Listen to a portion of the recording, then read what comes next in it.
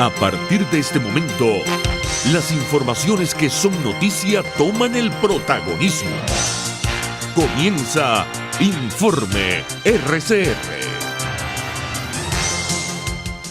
Buenas tardes, sean bienvenidos a este su informe RCR en su emisión vespertina.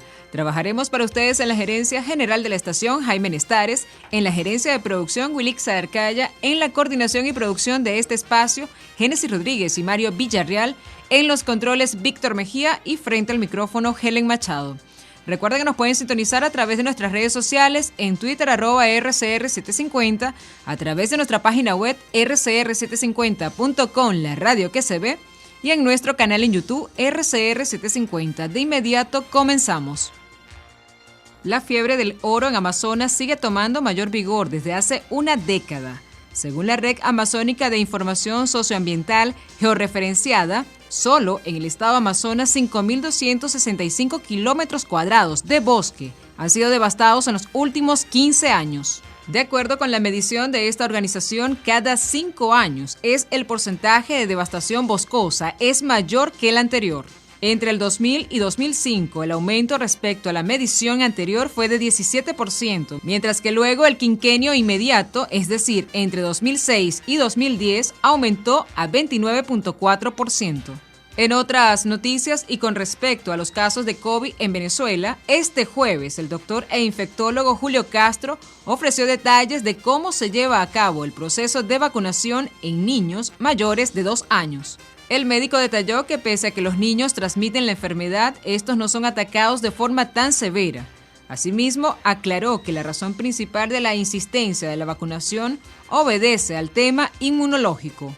Castro dejó en claro de que no vacunar a los niños el virus puede replicar durante mucho tiempo y la epidemia seguirá manteniéndose como hasta ahora.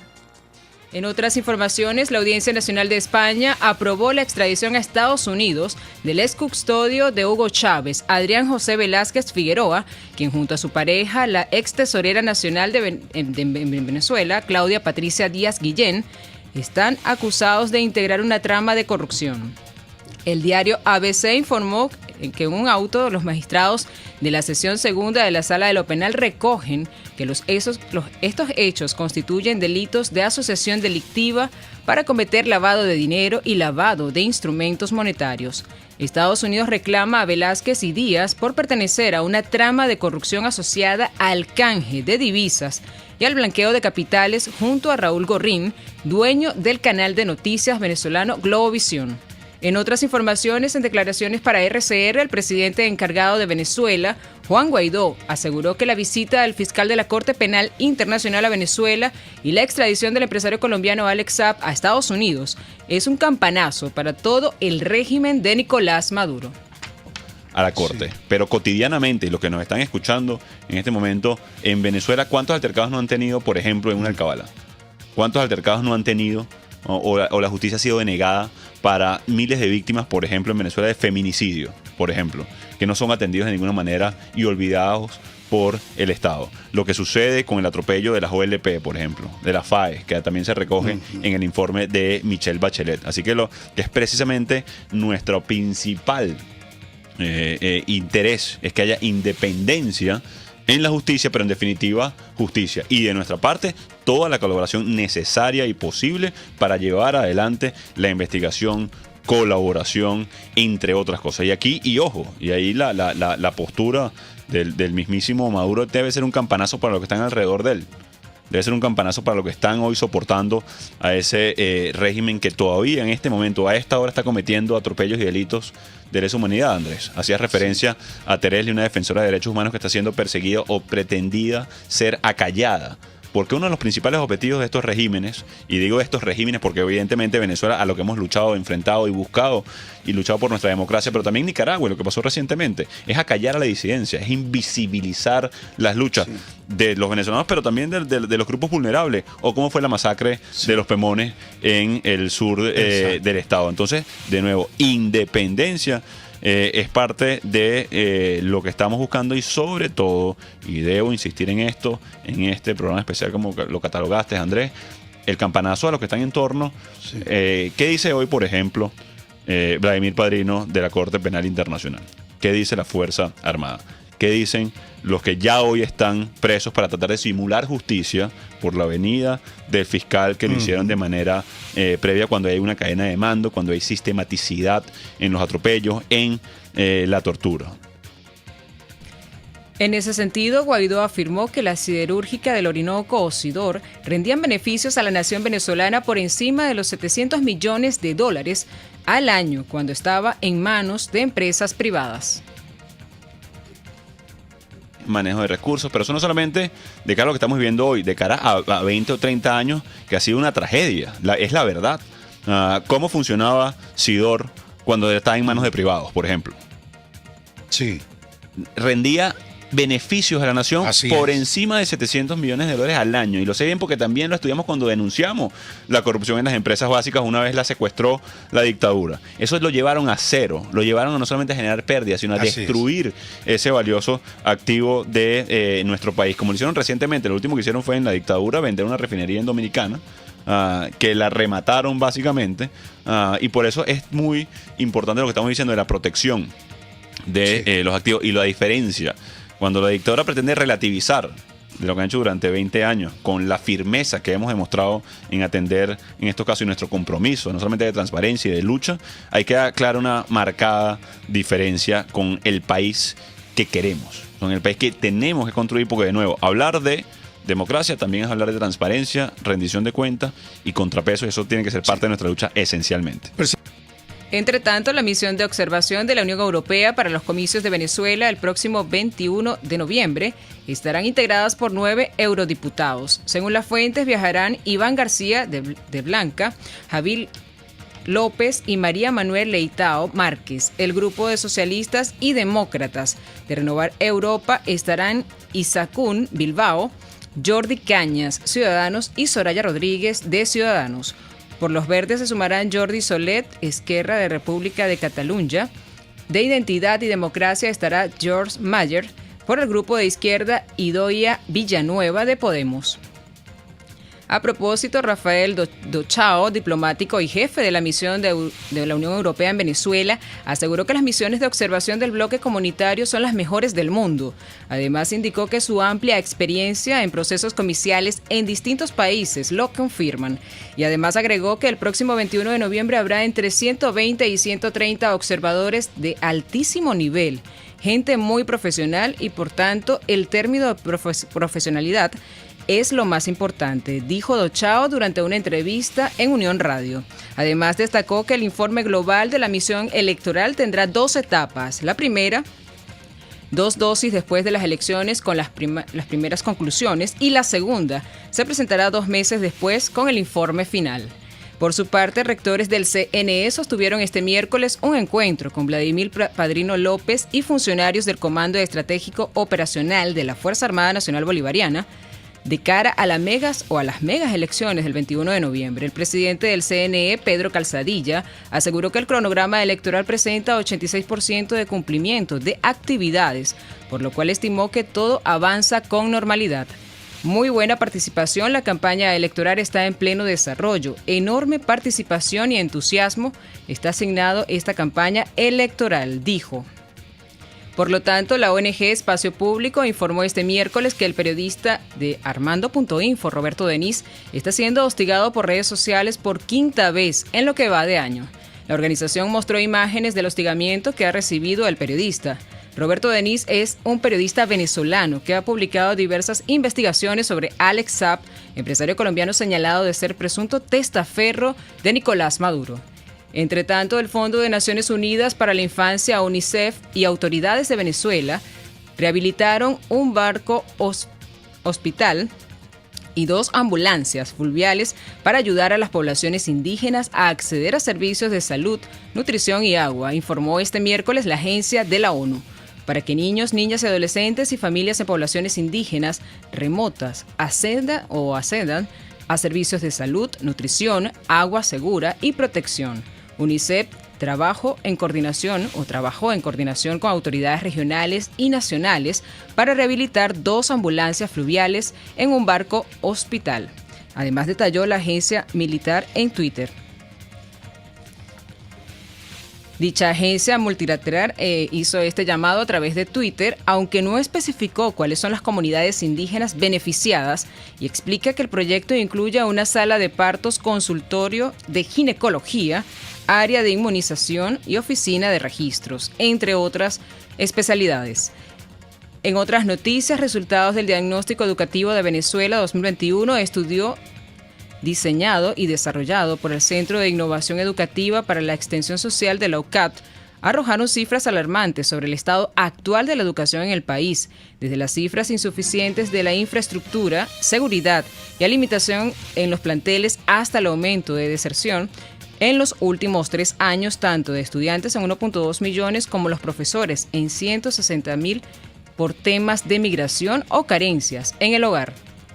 Según explicó Eduardo Cantera, director del Centro de Innovación de la Investigación, se realizó ante la ausencia de datos oficiales sobre el tema. El gobierno realizó la última consulta nacional por la calidad educativa en 2014, por lo que la UCAT se propuso caracterizar la situación de la educación venezolana con el fin de arrojar los indicadores o esos dichos indicadores necesarios para la creación de políticas que atiendan la crisis educacional.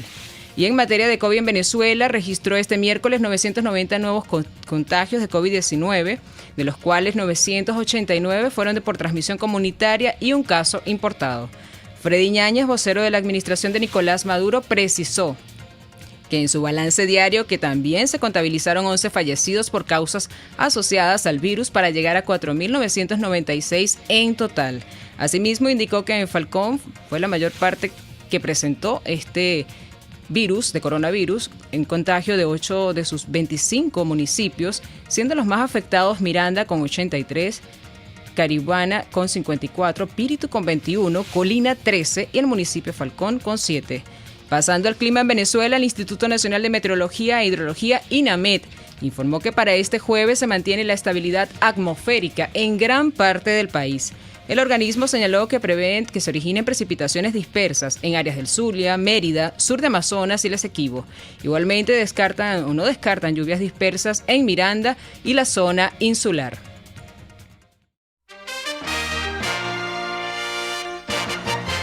En materia económica, Luis Enrique Cárdenas, presidente de la Cámara de la Industria Venezolana de Especies Alcohólicas, CIVEA, manifestó que la industria está afectada por el comercio ilícito y por la desproporción tributaria situada que ha perjudicado el potencial crecimiento del sector durante este año 2021. El presidente de CIVEA enfatizó que desde ninguno de los entes correspondientes se ha tomado las suficientes medidas para detener el comercio ilegal de bebidas alcohólicas. Les estamos presentando Informe RCR, el compacto informativo de esta hora, solo por RCR 750 AM.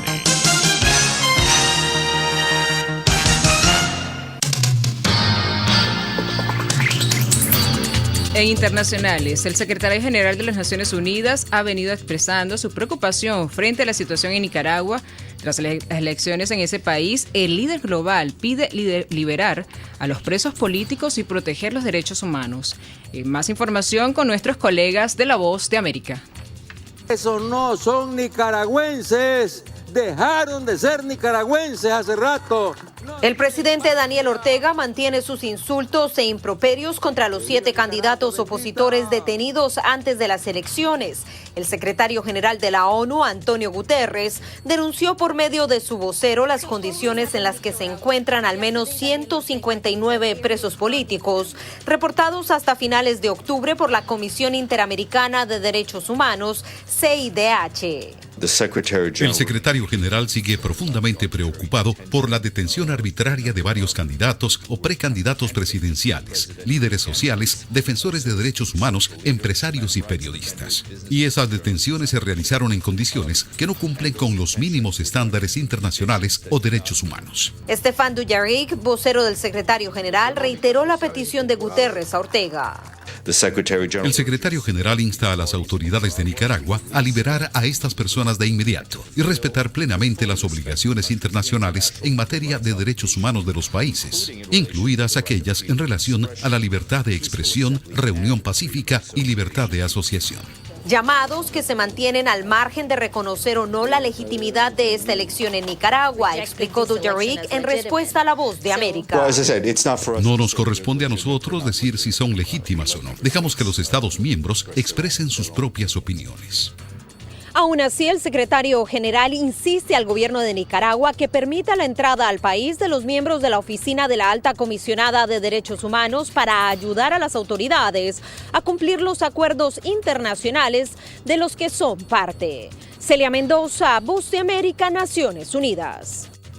Supuestos miembros del Clan del Golfo asesinaron a 2 patrulleros en Bahía Solano, un municipio del Chocó, en el norte de la costa pacífica colombiana, en posibles nuevos ataques de retaliación tras la captura del líder de esta banda criminal, Darío Antonio Usuga David, alias Otoniel. De forma cobarde, reductores del Clan del Golfo asesinaron a los patrulleros Duber Jaramillo y John Pareja, en Bahía Solano. Toda mi solidaridad con las familias. Seguiremos a la ofensiva hasta encontrarlos, aseguró el ministro de Defensa de Colombia, Diego Molano, en su cuenta de Twitter. Y en Deportivas le damos el pase a nuestro colega David Rodríguez. Y así finalizamos este compacto informativo. Los invitamos para que sigan con más de la programación de su RCR. Y en Deportivas le damos el pase a nuestro colega David Rodríguez. Iniciamos las informaciones con el mundo del béisbol porque la fecha límite para la información del levantamiento de sanciones sobre Navegantes del Magallanes y Tigres de Aragua por parte de la Oficina de Control de Activos Extranjeros de la Major League Baseball, o FAC, según sus siglas en inglés, todavía no se ha pronunciado al respecto. Cabe destacar que el 23 de noviembre se vence este plazo, por lo que Magallanes y Tigres de Aragua puedan obtener sus licencias y contar finalmente con jugadores que pertenezcan al béisbol organizado de las Grandes Ligas. Hablando un poquito también de peloteros vinculados a los Navegantes del Magallanes, pero esta vez en las Grandes Ligas, se trata de José Altuve, que pese a tener un grandísimo rendimiento esta temporada con los Astros de Houston, no la va a tener nada sencilla para poder ganar el 6º bate de plata en su carrera como segunda base en la Liga Americana. Marcus Semien, camarero de los Azulejos de Toronto, es el gran favorito para quedarse con este reconocimiento, ya que conectó 45 jonrones y trajo al home 102 carreras en lo que fue la temporada regular, manteniendo un averaje de 265. En materia de fútbol, la Vinotinto visita ya a el estadio de Quito para medirse a su similar de Ecuador, correspondiente a la fecha 13 de las eliminatorias sudamericanas a Qatar 2022, sin la presencia de Salomón Rondón, Joseph Martínez, Jefferson Soteldo ni Yangel Herrera. Ante estas circunstancias, la oncena criolla va a buscar sumar un resultado positivo en una ciudad donde nada más ha ganado una vez en toda la historia de los premundiales. En futsal, este jueves se llevarán a cabo las semifinales de la Liga Fut-B con los compromisos entre Centauros de Caracas versus Futsal La Fría del Sur a primera hora, mientras que a las 7 de la noche Bucaneros de La Guaira hará lo propio contra el Caracas Futsal Club en lo que será un verdadero partidazo. Y recordemos, la final va a ser el día sábado a las 7 de la noche. Y así finalizamos este compacto informativo. Los invitamos para que sigan con más de la programación de su RCR. Hasta aquí este compacto noticioso. Manténgase en nuestra sintonía, porque estaremos informándole de la noticia al momento de producirse. RCR 750 AM.